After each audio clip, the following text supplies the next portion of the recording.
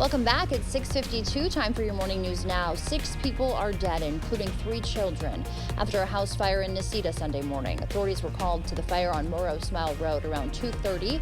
The home was fully engulfed when crews arrived. Firefighters stayed on scene for more than 12 hours. At around 2:30, she thought she heard something like mortars or bangs, which concerned her. She called the sheriff. The sheriff says, "Oh, you live on Morrow Smile? There's a house fire there." And that's when she looked out the window. She woke me up, and the woods behind you were all just orange.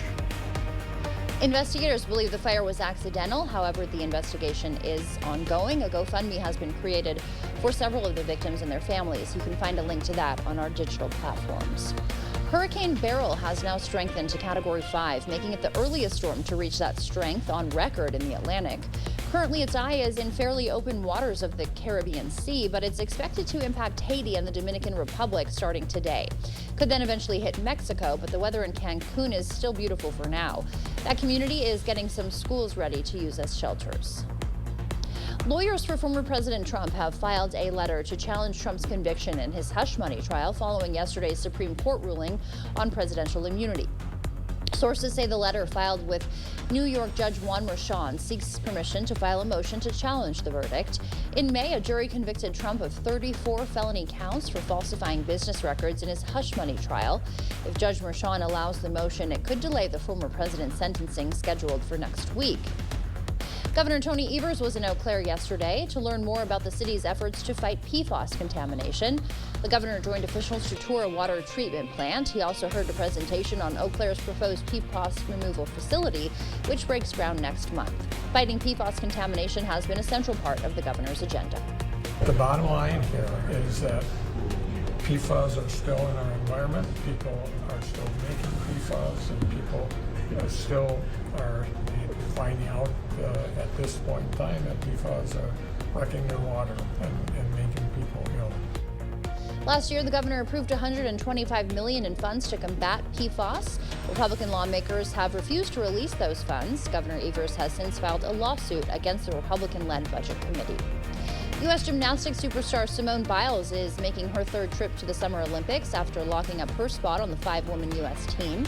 Her return comes 3 years after the 4-time gold medalist announced she would pull out of the Tokyo Olympics to prioritize her safety and mental health. Following her 2-year break, Biles won 6 world all-around titles and 2 national championships. This is definitely our redemption tour. I feel like we all have more to give, and our Tokyo performances weren't the best. We weren't under the best circumstances either, but I feel like we have a lot of weight on our shoulders to go out there and prove that we're better athletes, we're more mature, we're smarter, we're more consistent.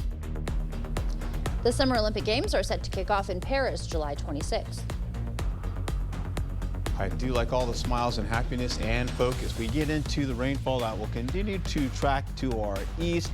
And as that happens, well, we are going to be seeing another batch of rainfall that will come out of the southwest. You can see the first stretch of that in the bottom left of your corner screen.